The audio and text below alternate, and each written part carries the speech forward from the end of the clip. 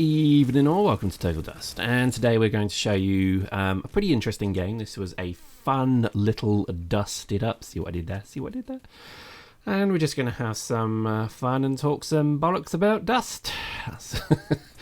I should just put that in the description really, shouldn't it? Just playing a game, talking bollocks about a game really.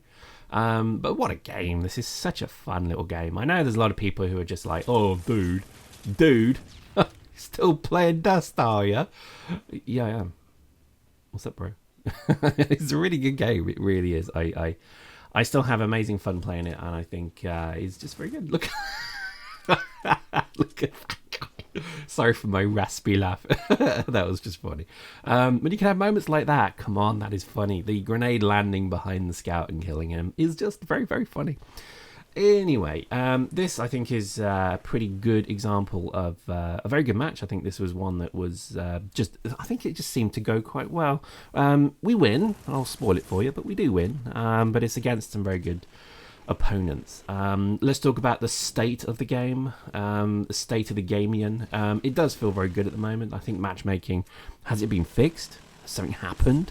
Because we played, 6 games yesterday, and not a single duplicate of players at all. It was different teams all the way through on both sides, which is nice. I think that was good. It could have been that we had a lower stroke higher skilled gang, maybe something like that. Maybe I'm using the upwards inflection a lot because I don't know, who knows. But I think at the end of the day, the game you see that mass driver to the face, love it. But the game feels very good at the moment. So yeah, I think there's lots of other good games coming. I think there's lots of good stuff going on. I think I would like you to think of Dust as kind of that kind of favourite pair of underpants that you have in your cupboard, that you wear on dates when you're looking for a bit of luck. You're looking for a bit of goodwill, good of luck, etc.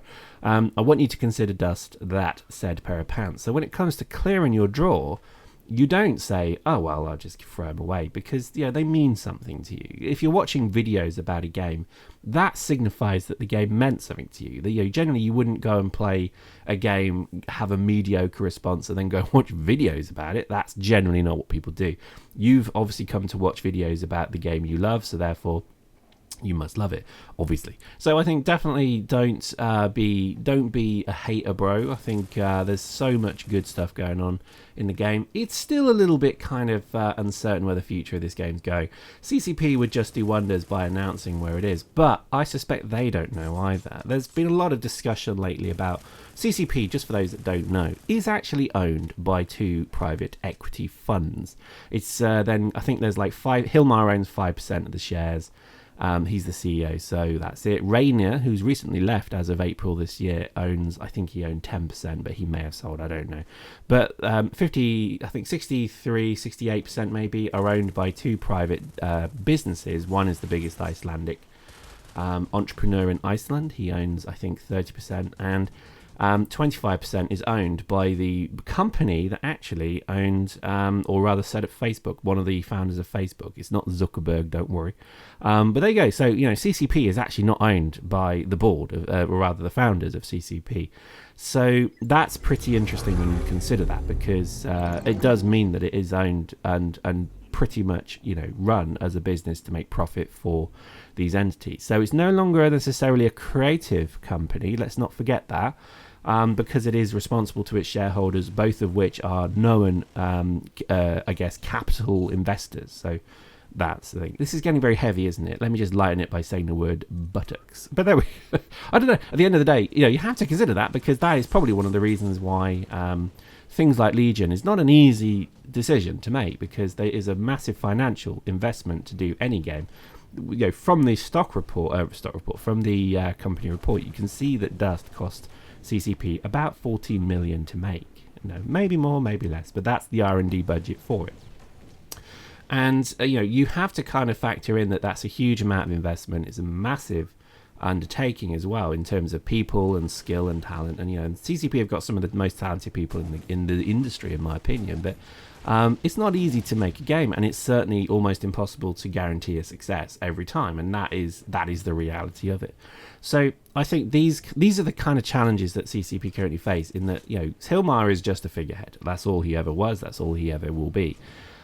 He is the public face of CCP from a CEO board level, but the company is owned and controlled by its stockholders, and they probably are looking for a return on their investment into the business. So this is, again, a very good reason why Legion has not been greenlit, because they want this company to make money, and it's just at a point where Eve is not necessarily making money. Eve is, well, it is, but Eve is at a point in its life where people are kind of getting bored of it and moving on. It only took 11 years, but hey, that ain't bad. And I think the reality is that there's a lot of work that needs doing on Eve first, I suspect, that is actually taking the priority.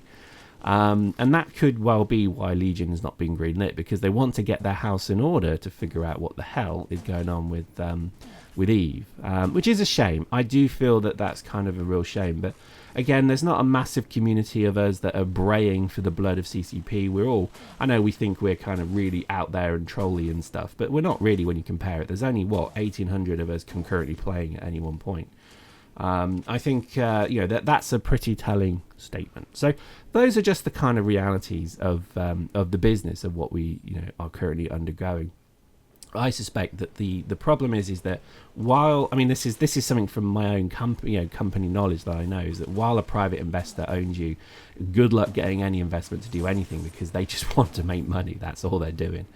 So you kind of have to factor that in a bit. You kind of have to just accept that there's going to be probably a period where CCP will just maintain what they have to continue to be profitable. Again, this is the fascinating thing about, unfortunately, corporate society, is that you have to understand that if a company isn't making money, they'll either do two things. They'll either massively invest or they'll cut back. And the CCP cut back because they got rid of a load of people. And in the end, that resulted with Saberwing going. It resulted with a lot of the development team, I think, being reduced and being given other duties as well. So you no longer had, our development team for Dust no longer had privilege of focus on Dust. They actually now had to do Eve as well. So these aren't bad things. It's great to have, I think, cross, contamination is the wrong word, but it's the only one I can think of, because it does mean that then there's an appreciation of other things. So that is a good thing. But one of the things I would say is that the reality is that with no keynotes at eFest, that's probably, again, because there's not a permission to do so. There's not an allowance to do so, because there's no desire to interest the community, or rather the media, with a game that potentially is going to be pulled, because then that's damaging as hell. Look at what happened with World of Darkness. So I think as cool heads maybe now sit in the and hold the purse strings, the reality is they're very cool and they're very calculating. And seriously, if you're interested, go and read the profile of the guy that owns pretty much most of Iceland. I joke, but he's like a fascinating, it's a father-son investment company who lost everything, got it back again. Now they own everything, and it's a really quite interesting thing. It's an interesting read. And this guy owns 30% of CCP, which is actually the majority shareholder. So that is in itself a pretty damning position to be in. But there we go. To be honest, I think everything is fine. I don't think CCP is going anywhere. I think it's more a case of, it's just unfortunate with these kind of days of the financiers holding the strings and holding the creative strings like films. It's going to mean a bit of a bad time for everyone. But there we go. Oh my god, that was an incredibly heavy conversation. But hopefully that's been useful, because it does frame. It's funny because Bam Havoc does very good stuff on this. Go and look at his stuff, his articles and his videos on the financial health and status of CCP are well worth watching. Him and I have talked about this many times on Skype, and we had a really good chat about it on TeamSpeak recently, where it was just about the financials and really the ramifications of it all. And it's interesting stuff, because you have to accept that it's not a simple case of, well, why don't they green light it? Because the worst thing, there's so many reasons why, and I'm not going to go into them on this video. My work has been previously stating these points. But I think at the end of the day, what should we take as positives from this? Well, CCP have made a brilliant game, which is Dust. Legion looks exciting. It looks fun. It could be the first Space DayZ, because there is still a slot in the market for a Space DayZ. Okay, Borderlands isn't it? That's a different thing entirely. Space DayZ could be Legion. In the EVE universe, it would be well set, because then there's a wonderful backstory to it. With CCP developing it, you've got a wonderful group of creative talent who could do it. They probably would do a good job of it. So these are the things that I think are all positives from what I've just said there. I'm excited. I'm curious to see where it goes. I have, only the utmost kind of passion and interest in CCP products. I wish I could play EVE a bit more, though. That's probably the one thing that I really don't have any interest in at the moment is EVE. And it's just because, even with all the changes they've made to it, it's still so difficult to be bothered to play it. It's a chore to play it. And I realised for 10 years I played a game that was a chore. 10 years. I mean, that's ridiculous. It was like every time I'd log in would be because somebody needs something, or somebody wants something, or somebody wants to talk diplomacy, or somebody, we're attacking somebody, so therefore you have to be on at 2 a.m. It was this kind of gameplay that, while fun, became almost, just massively limiting as well, and really quite frustrating towards the end. So I think these are the kind of things that do not make me want to play EVE. I like the casualness of Dust. I hope they don't lose that. I kind of resent the try-hardiness of Dust, some of the players that just play it with such a fanatical mindset of must win at all costs. Those are the kind of douchebags we don't want. I think games should always be games. I know people make their livings on games now, even not even making them, just reporting on them. Twitch, it's electronic busking, for God's sake. You're sitting there watching somebody busk, but instead of playing an instrument, they're playing a game.